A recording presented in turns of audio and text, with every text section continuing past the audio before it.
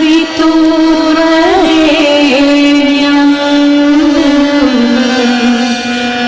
भर्गो देवस्य धीमहि धियो यो नः प्रचोदयात्।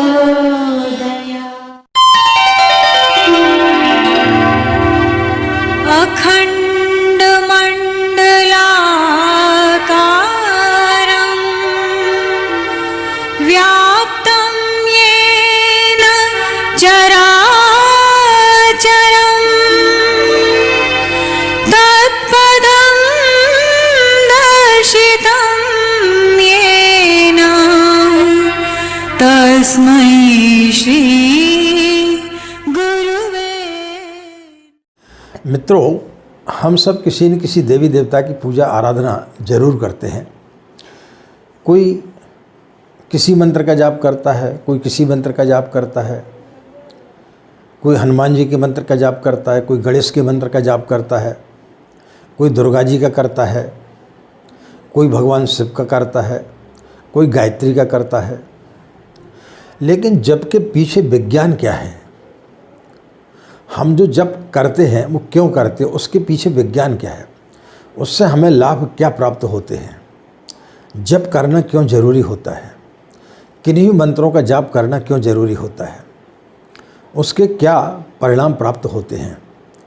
आज हम आपको इसी के बारे में वैज्ञानिक तरीके से बताएंगे कि जप का इतना महत्व क्यों है, जप हमें क्यों करना चाहिए और जप करने से हमें क्या लाभ प्राप्त होते हैं। राधे राधे, जय श्री कृष्णा। नमस्कार, मैं आचार्य पंडित गिरीश वारोलिया। गायत्री महामंत्र। ओम भूर्भुवस्वः तत्सवितुर्वरेण्यं भर्गो देवस्य धीमहि धियो यो नः प्रचोदयात्। अखण्डमण्डलाकारं व्याप्तं येन चराचरं तत्पदं दर्शितं येन तस्मै श्री गुरवे नमः। तस्मै श्री गुरवे नमः। मित्रों, आपने रामायण में सुना होगा कि जब रावण सीता जी का हरण करके ले जाता है तो भगवान राम चलते फिरते राहगीरों से, पेड़ पत्तों से, पशु पक्षियों से पूछते हैं कि आपने सीता जी को देखा है क्या? सीते सीते सीते करके चिल्लाते हैं। क्यों चिल्लाते हैं? क्योंकि सीता जी कहीं खो गई है।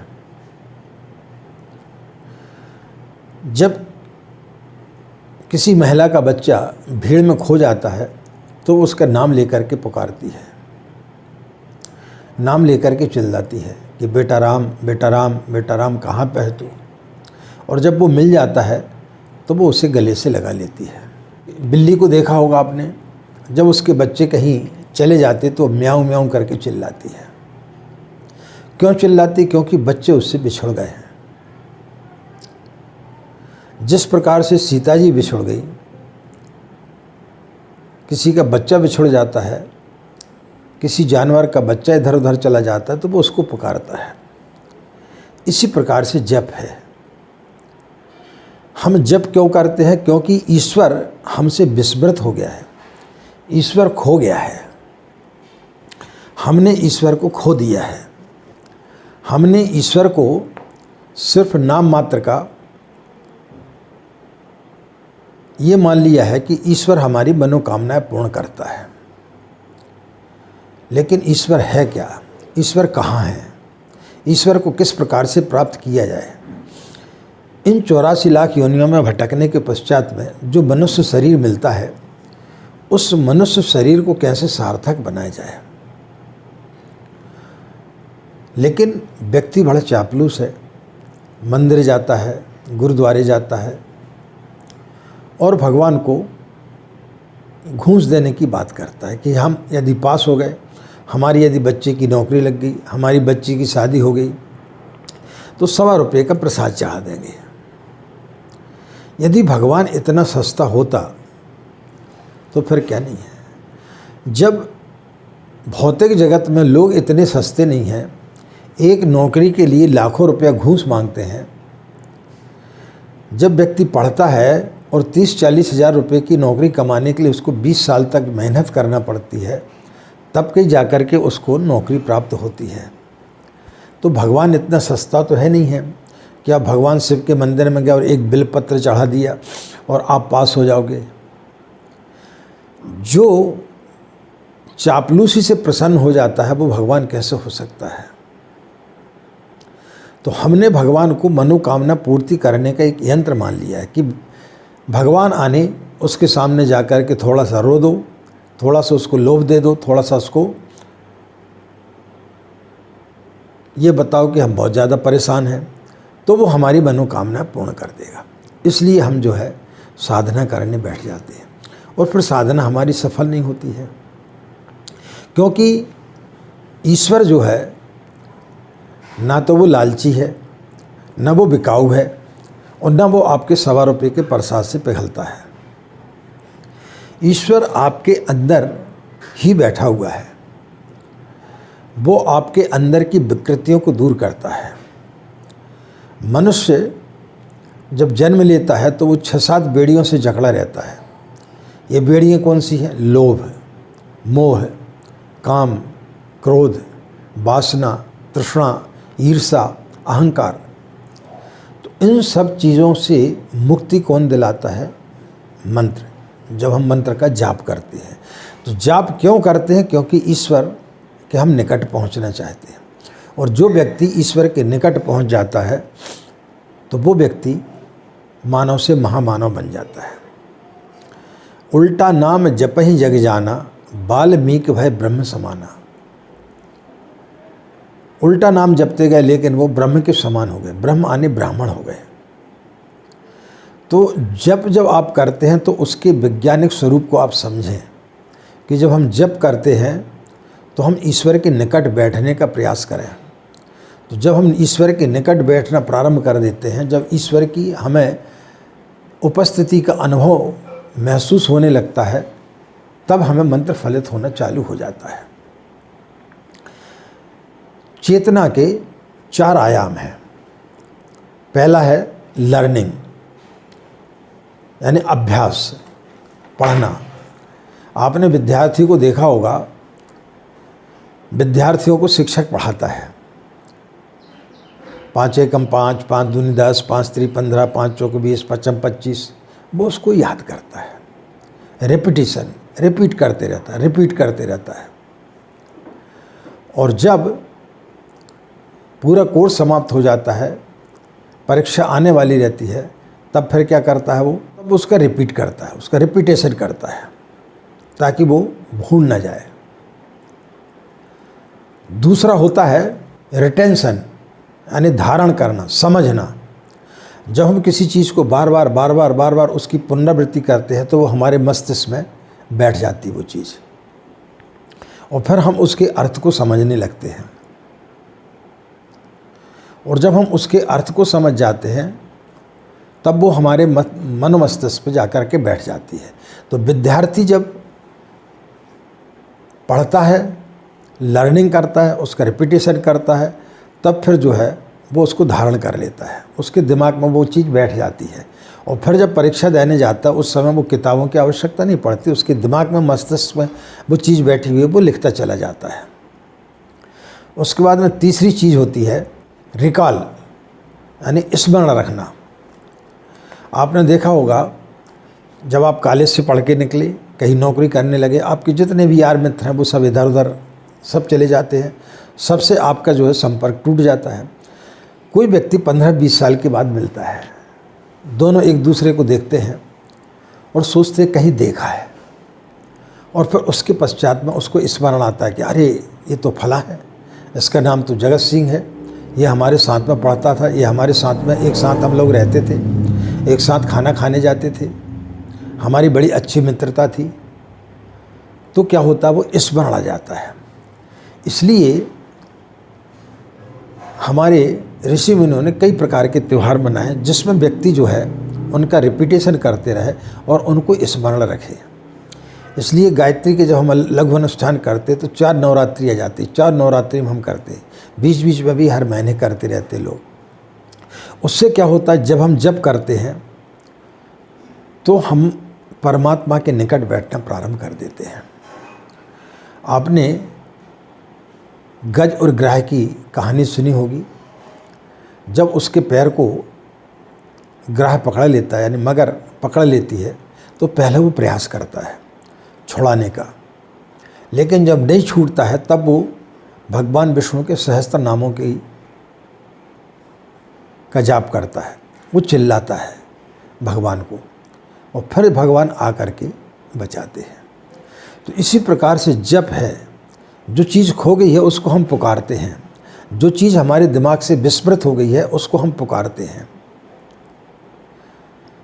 तो जो विस्मृत हो गई चीज़ को पुकारना ही जप कहलाता है। तो जप करते समय आप उस परम सत्ता के निकट पहुंचने का प्रयास करेंगे तो फिर वो जो चीज़ आपको फलित होती है। और चौथी चीज़ होती है निष्ठा, विश्वास, श्रद्धा।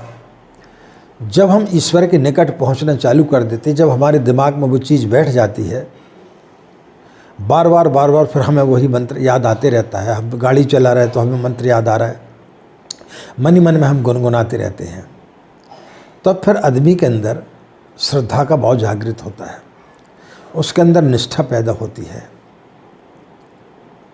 उसके अंदर एक विश्वास पैदा होता है। क्योंकि जब वो साधना करता है और जैसी जैसी वो भगवान के निकट पहुंचते जाता है, उसके लिए जो है उसका अनुभव प्रारंभ हो जाता है। और जैसे वो अनुभव प्रारंभ होता है और जब उसको वो चीज़ों का स्मरण होता है तो फिर वो उनमें खोते हुए चला जाता है। और फिर जब वो जप करता है तो वो साधना में प्रवेश कर जाता है। और जब साधना में प्रवेश करता है तो उसको वो सिद्धियाँ प्राप्त होना प्रारंभ हो जाती हैं। वो ईश्वर उसे प्राप्त हो जाता है जो कि अन्यत्र कहीं नहीं है, कहीं खोया नहीं है, वो व्यक्ति के अंदर ही बैठा हुआ है।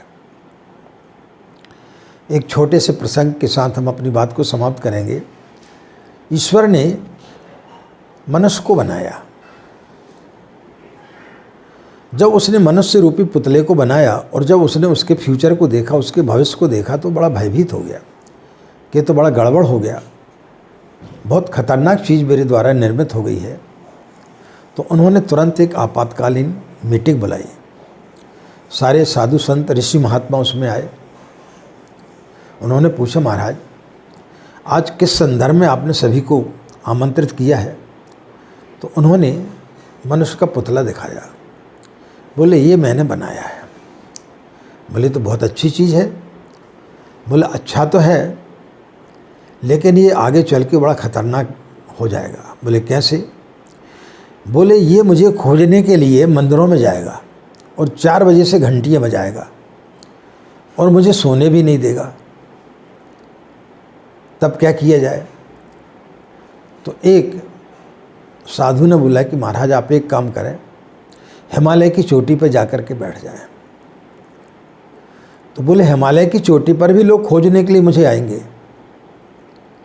कोई अपना ग्रीनिच बुक में नाम लिखाने के लिए एवरेस्ट की चोटियों का ऊपर चढ़ेगा और वहाँ यदि मुझे पकड़ लिया तो बहुत परेशानी हो जाएगी। फिर किसी ने सलाह दी कि आप समुद्र के नीचे बैठ जाएं। बोल मैं यदि समुद्र के नीचे चला गया तो इन लोगों को पता चलेगा कि भगवान कृष्ण की द्वारका जो है वो समुद्र में समा गई है, तो वो उसको खोजने के लिए आ जाएंगे और वहाँ यदि मुझे पकड़ लिया तो बड़ा मुश्किल हो जाएगा। यही सब उहापोह चल रही थी कि एक वृद्ध साधु उठा और उसने बोला कि महाराज आप एक काम करें, व्यक्ति के अंदर बैठ जाएं। ये दुनिया में आपको सब जगह खोजेगा, मंदिर, मस्जिद, गुरुद्वारा, चर्च, सभी जगह खोजेगा। पहाड़ों पे खोजेगा, नदियों के नीचे खोजेगा, समुद्र में खोजेगा, जंगलों में खोजेगा, लेकिन अपने अंदर नहीं खोजेगा। तो सुनते हैं कि भगवान तब से व्यक्ति के अंदर बैठ गया है। भगवान कहीं है नहीं, वो विस्मृत हो गया है। और जो चीज़ विस्मृत हो जाती है उसे बार बार पुकारा जाता है। इसलिए जो है हम बार बार राम राम राम राम राम राम राम ओम भूर्भुवः स्वः तत्सवितुर्वरेण्यं भर्गो देवस्य धीमहि धियो न प्रचोदयात्। इस प्रकार से मंत्रों का जाप करते रहते हैं, बार बार उसको रिकॉल करते हैं, बार बार उसको हम उसकी पुनरावृत्ति करते हैं। तो बार बार उसकी पुनरावृत्ति करने से ईश्वर जो है हमें प्राप्त हो जाता है। यही जप का विज्ञान है। तो इस चीज़ को समझ करके यदि हम किसी भी मंत्र का जाप करते हैं तो निश्चित रूप से वो हमें फलित होना प्रारंभ हो जाता है। आशा मित्रों, ये जानकारी निश्चित रूप से आपको लाभप्रद होगी। अन्य वीडियो में किसी अन्य विषय के साथ में पुनः आपसे भेंट करेंगे। परम पूज्य गुरुदेव परम वंदनीय माता जी एवं माँ गायत्री का सूक्ष्म संरक्षण व उनका आशीर्वाद सदैव आप सभी लोगों को प्राप्त होता रहे, ऐसी कामना करते हैं। आप सभी के अंदर बैठे परमात्मा को हमारा प्रणाम। आज की बात समाप्त। हमें आज्ञा दें। नमस्कार। ओम शांति।